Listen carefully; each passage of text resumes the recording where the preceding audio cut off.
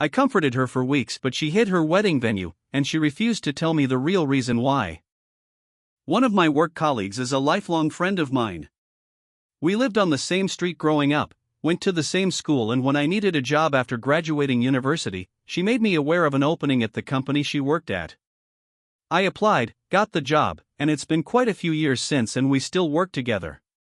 It's a pretty small company, and quite male-dominated, so after we started working together we became really close.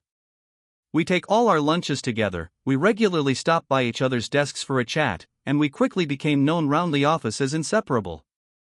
A year ago she got engaged to her long-term partner, and I was ecstatic for her. She had a really tough time a couple of years ago, 2 family deaths close together, and I did everything I could to be a good friend to her while she was in the worst stages of grieving. She cried with me daily for weeks, and I made sure she knew I was always available to listen. I also took about a third of her workload off her voluntarily, so she could take days off when she needed to without stressing about her work building up. So now that life has gotten better for her and she's always smiling and excited, it's really nice to see. Ever since she got engaged, as expected, she's talked a lot about wedding plans, especially at our lunches. I know basically every detail. When she booked her venue she was really excited, but she refused to tell me where it was going to be, saying that she wanted it to be a surprise when the invitations came out. The wedding is 2 weeks away now, and I've long since stopped waiting for my invitation to show up. I know when they were sent because she told me all about delivering them, and shows me every day the gifts people have started to buy off their registry. I feel silly for saying it, but the more I think about it, the more hurt I feel that I haven't been included. It's a big wedding, and she has invited some other people from work that I didn't know she was even close to. She hasn't mentioned the reason why I'm not invited, and at this point I feel too awkward to ask. I guess it's just a slap in the face because I really thought we were close, and now I'm realizing that maybe we're not. The trouble is, since all this I've started to really examine our friendship, and I'm wondering if she even cares about me at all. I can think of 100 examples of where I've helped her work through decisions, listened to her vent, stood up for her when she's had issues with colleagues, etc. Even tons of little things, like if anyone brings in cake and she's out of the office, I always save her a slice so she doesn't miss out. But I can't remember a time that she did anything for me in return. Now when she talks to me, I've realized she doesn't even listen to me. When I'm finished talking she just carries on with what she was saying before, almost as if I'd never spoken at all. If we're ever talking about me or something I've been doing, she never has anything to say. She just kind of nods and then switches the conversation back to herself. I'm starting to think she couldn't care less about me, she just likes having someone around who she can talk at, and whoever that person is doesn't really matter to her. I've invested so many years into this friendship, it's really cut me deep. I feel used. It's also made being at work incredibly lonely, because she was my only friend. I've stopped having lunch with her, and any time she tries to chat I politely bring the conversation to a quick end and go back to work. She doesn't appear to have even noticed. I do still wish her well, I'm still glad for her that life has turned around and she's so happy, but I'm a bit lost. I'm not sure if I'm being too harsh because I'm hurt, or if I even have the right to feel hurt in the first place, as I know weddings have a finite number of guests and you have to leave people out that you would invite in an ideal world. But I'm not sure there's any way back from this either. Has anyone else had a similar experience? Am I being unreasonable or overdramatic? Should I just let the dust settle and see how I feel then? Edit 1. Just to clarify things that have been asked a lot or requested to be put in an edit. 1. She hand-delivered the invites to other people at work, so I know it hasn't been lost in the post. 2. I haven't asked her about it because I'm a total doormat and scared of difficult conversations. And 3. I invited her to my wedding, but that was years ago, so it's possible she thinks things have changed since then. Edit 2. This has got a lot more attention than I expected, and my first ever gold from a kind stranger. Thank you. I have read every single comment. Thank you all so much for taking the time to give me advice. You have given me a lot to think about. Opinion seems to be divided over whether or not I should confront the wedding invitation issue or just let it go. I am definitely going to make sure that it isn't a mistake, but as for getting an explanation why she didn't invite me, I'm undecided. I'm going to have a think about that and the best way to proceed, but your thoughts have all been really helpful. In terms of our friendship in general, I'm not going to be too hasty to write it off. I'm going to try and put my feelings aside and see if I'm right about it being one-sided. If it is, then I will have learned a good life lesson, and if I see it as worth saving, then I'll have to deal with it the best way I can. It does seem the bigger issue here is my non-confrontational approach to my relationships. Some of your comments were hard to read, but only because I know you're right and this is something I have to change. I've withdrawn from friendships before because they've hurt me and I've felt unable to say anything, and that's not really fair. It's a general problem I have with uncomfortable conversations. Whenever I have to have them, I basically descend into a panic, my mouth goes dry, I shake and I can't find the right words to say. If it's a bad enough problem that I can't ask a good friend a simple question, then I can't ignore it anymore and I need to work on this. Thank you for pointing this out to me as a real problem. I'm going to find a way to get better at it. I will post an update of what happens. Thank you again. TLDR, my best work friend didn't invite me to her wedding, and since then I've started to question our entire friendship. I think it's permanently damaged everything we had, and I'm feeling really hurt, lost, and unsure of how to proceed. So it took me a few days to decide the best way to approach this, but yesterday I had lunch with her again and had the conversation. I started by saying, "So you've sent all your invitations out now, haven't you?" She looked immediately panicked by my question, and I knew right away that she didn't want me to go down this road. When she said she had sent them all, I asked if that meant she could show me her venue now. She showed me the website of it, including the photo gallery, and talked me through all about where everything was going to happen, all the flowers and decorations she was going to add, etc. It's a nice enough country hotel with some pretty gardens, but I'm not sure what all the secrecy was for. I probed a little more, asking who she's invited from work. The list didn't include me, said I was looking forward to seeing the photos so I could see how everything looked. She didn't correct me that I would see it on the day, and then I was completely sure that my lack of invitation wasn't an accident.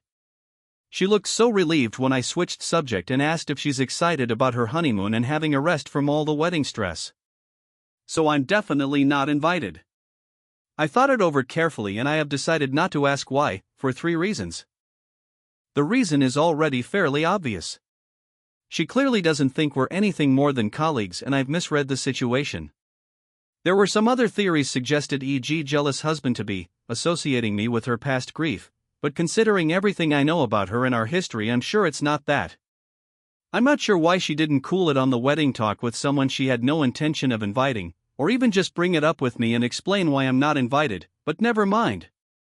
Having an awkward relationship at work is the last thing I want.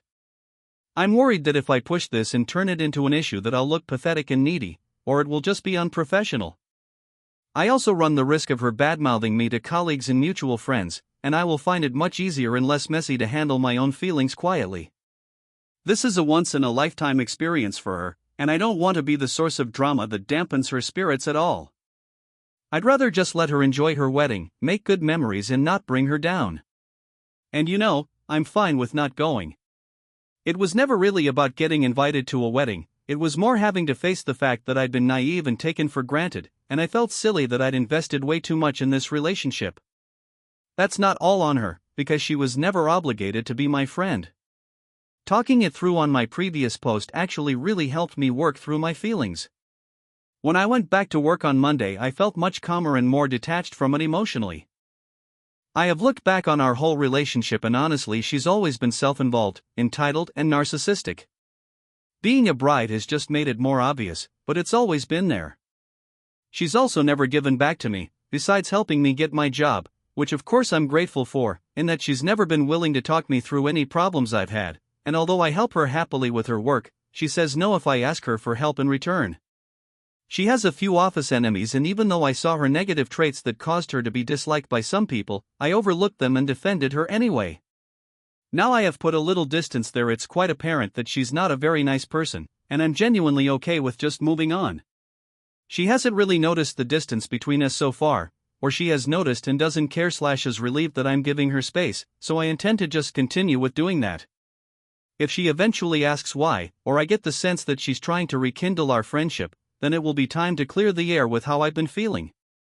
If she doesn't and we just continue drifting, then that's probably for the best. It's sad to lose a friend, and it will probably take me some time to get over it and to become comfortable with the change in our relationship, but I have other genuine friendships, and plenty of colleagues who are lovely people who I can get to know better now. The main thing I really took from my original post, and I'm so glad I did post because I needed some tough love on this, is that my fear of confrontation really needs dealing with. If I can learn how to better speak my mind as things are happening, that will stop things from building and building until I have to have a serious conversation, and it makes what should have been a molehill into a mountain. I also need to figure out how to have difficult conversations without having an anxiety attack, which not only weakens my message but is extremely distressing and puts me off dealing with things and being honest with people. I had a couple of books on assertiveness recommended to me, so I bought them to start me off. I'm also looking into going to a coach, or maybe a couple of therapy sessions at least, to try and better myself. I don't want to hurt other people by doing this, so this has become top priority for me. Thank you so much everyone who pointed that out to me. I was aware of it, but I didn't think it was a problem and figured I'd just be that way all my life. Now I know better. Thank you for being so honest with me. Also, thank you to those who talked me through the one-sided friendship issue. I'm a good listener and have always attracted people who need to vent, but I only ever noticed the one-off conversations, and didn't think I was being taken advantage of as a long-term listening ear. I have been examining my other friendships in the last few days, to see if anyone else is using me in the same way, or if I've even been doing this to others and not had the self-awareness to realize. There are a couple of changes I need to make, including a friendship that I need to set some boundaries in, and another one where I've not been giving back to the other person as much I should have. I have learned a really valuable lesson from this about maintaining healthy relationships, and I'm very grateful for that. TLDR, so I'm definitely not invited. Our friendship is likely over, but that's actually okay, and I'm going to work on my assertiveness so I can handle things like this better next time. I'm also going to move forward having learned a good lesson about friendships being two-way. Edit: a few people have been asking about the books I was recommended, Nonviolent Communication by Marshall Rosenberg, When I Say No I Feel Guilty by Manuel J. Smith, Why Men Love Bitches by Sherry Argov. It's been over 4 years since I posted my original story. I have received occasional messages since asking for an update, but I didn't expect to post one. However, my story was featured in a YouTube video yesterday, and I've had a flurry of messages, so let me tell you what has happened since. The colleague and I still work together. In the time that has passed, she has had 2 kids and took 12 months off for each, so she hasn't actually been around a lot. At first I avoided her. Looking back, I was being petty and giving her the silent treatment. I was hurt, and I wanted to hurt her back. Not my finest hour, but the joke was on me as I don't think she even noticed. But then 2020 happened and we were working from home, then she went on maternity leave, and by the time we were back together in the same office it had all been long forgotten. At this point in time we are friendly. I genuinely hold no grudges, but I understand what our relationship is now. I don't overextend myself, and I don't expect anything more from her than chit-chat. In the meantime, the company has grown a lot, and I have a good group of work friends. We go out for lunch, go to the pub on Fridays, and sometimes hang out on weekends. I have always had some wonderful friends, but now I have a bunch more, and these ones I get to see 5 days a week. One of the people in this group got married 4 months ago. Not only was I invited to her wedding, but also her bachelorette party. I was on the photographer's list for an official photo with her, along with the other work friends she invited, and after a few drinks she gave me a big kiss and said she was so pleased I was there. Another one of them is recently engaged, and although her wedding is a while away, I have already been informally invited, without having to ask. And my colleague has another work friend that she leans on now. When things upset her at work, I'm no longer the person she comes to for a rant or a cry. I'm totally fine with that, because it was an emotional drain. As for me being a doormat, I have grown a lot as a person since then. For a start, you really do just care less as you get older. Hitting 30 did wonders for my self-esteem and inner peace. Secondly, I have grown in confidence. I used to be terrified of letting anyone down, so I overcompensated.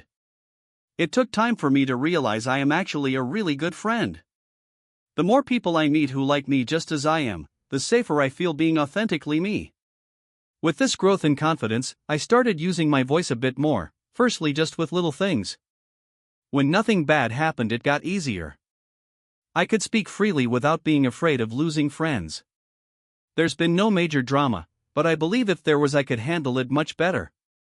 Some of the messages I've received have been asking for advice, so here's my 2 cents that I learned from this whole situation. Healthy friendships have a balance of giving and taking. If you look back over the history of a friendship and the balance is unevenly weighted, you should address that. Can you remember the last time you did something thoughtful for a friend? Or they did something for you? Who normally reaches out first? If you live a distance apart, who makes the effort to travel? Who do you spend the majority of your conversations focused on? Would you call them if you were in trouble? And if you did, do you think they would be there for you? Occasionally evaluating your friendships is good for both of you. You don't want to be a taker, but equally you don't always want to be the giver, or eventually the friendship will run its course. Having said that, try to be objective and not hyper-focus on it. If your friend is going through a hard time, they're going to need you a lot, and probably won't have the emotional capacity to give anything back right now. But what are they like in good times? And if bad times hit you, would they step into the giver role for you? That's what counts. 2. Not everyone is going to be your bestie. Some friendships are casual. Some are just for a season. Some dip in and out of your life. Don't expect every friend to be the best friend ever, because that's simply not possible or practical. And there's a lot to be said for these other kinds of friendships. Some people are great fun on a night out, a good person to kill some time with, or they know how to lift the mood and get everyone laughing. These casual friendships might not have much depth, but they also take very little work and investment. You can enjoy people just as you find them, and when life takes you in different directions, it isn't painful to lose them. 3. Don't give everything of yourself to everyone. Pick wisely who deserves it. Chances are there are only going to be a handful of people in your life who you can trust and love enough to pour your heart and soul into. And when it's chosen carefully, it means even more, because they're so special to you.